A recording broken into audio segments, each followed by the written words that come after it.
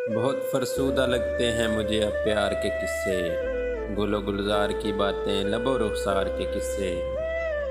यहाँ सबके मुकद्दर में फ़कत ज़ख्म जुदाई है, सभी झूठे फसाने हैं विसाले यार के किस्से। भला इश्क़ो मोहब्बत से किसी का पेट भरता है, सुनो तुमको सुनाता हूँ मैं कारोबार के किस्से।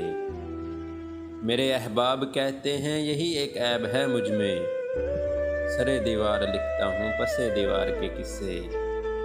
कहानी कैसो लैला की बहुत ही खूब है, लेकिन मेरे दिल को लुभाते हैं रसोदार के किस्से। मैं कैसे खून रोता हूँ वतन की दास्तानों पर, कभी तुम भी तो सुन जाओ मेरे आज़ाद के किस्से।